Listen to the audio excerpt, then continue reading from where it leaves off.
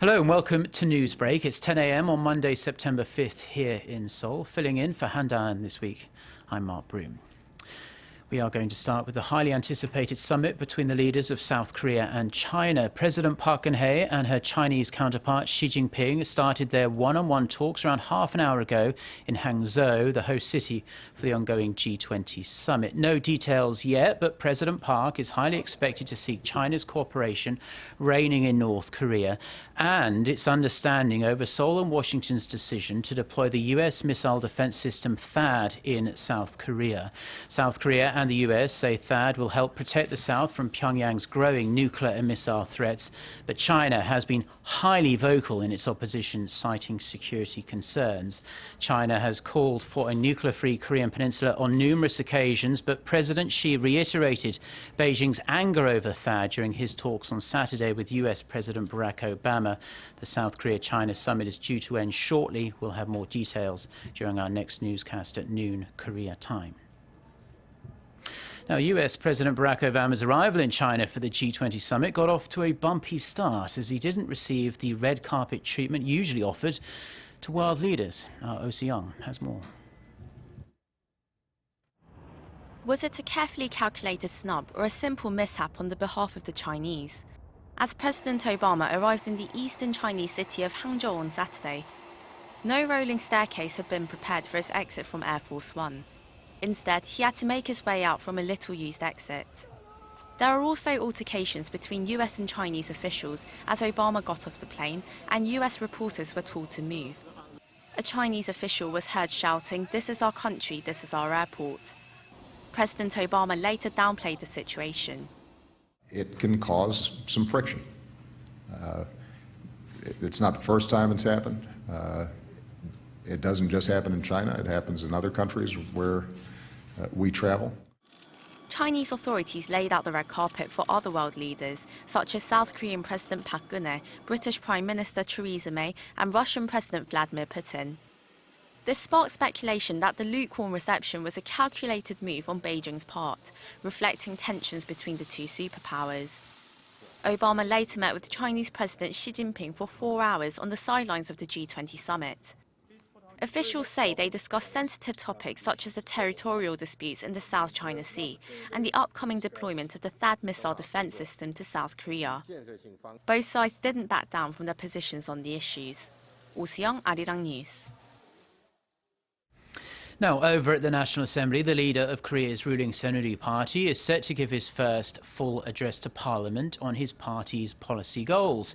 Lee Jung-hyun is expected to focus on political reforms, mainly stressing the need for lawmakers to yield their privileges and improve the livelihoods of the people.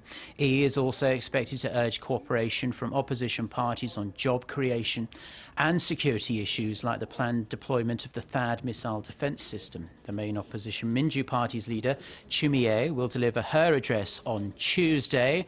Park Ji-won, interim leader of the minor opposition People's Party, will take to the podium on Wednesday.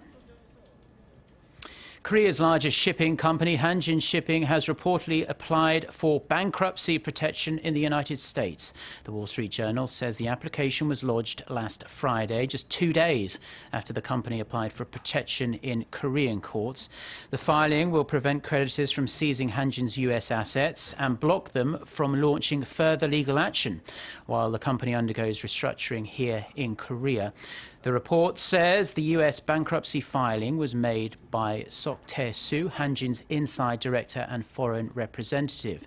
The company currently operates over 60 regular lines worldwide with 140 container or bulk vessels. The Wall Street Journal says Hanjin's bankruptcy will be regarded as, quote, the largest container shipping failure in history, dwarfing all previous carrier bankruptcies. It has emerged that tens of thousands of North Koreans gathered in Pyongyang last week to welcome scientists and engineers who played a part in the regime's most recent missile test. Watchers say the move is designed to bolster public support for its leadership. Kim Mok-yeon has the details.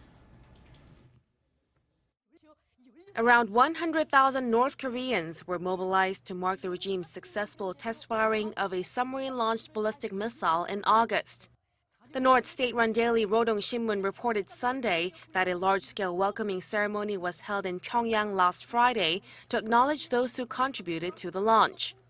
North Koreans lined the streets waving flowers as the visitors waved back from their vehicles. Prior to the ceremony, the newspaper said the scientists and engineers stayed in Pyongyang for 6 days, touring around the country and attending celebratory events. Leader Kim Jong-un also took photos with those who played key roles in the SLBM launch. The missile launched from North Korea's coastal city of Sinpo in late August was widely considered a success.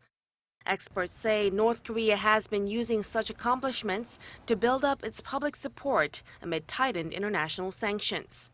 Thousands of North Koreans were also mobilized to congratulate those who carried out the regime's fourth nuclear test in January and its long-range missile test in February. Kim Ho-kyun, Arirang News. Well, that's all we have for now on this Monday morning here in Seoul. We do hope your week is off to a great start. Stay tuned to Arirang TV and we'll see you for our next bulletin coming up at noon Korea time. So until then, goodbye.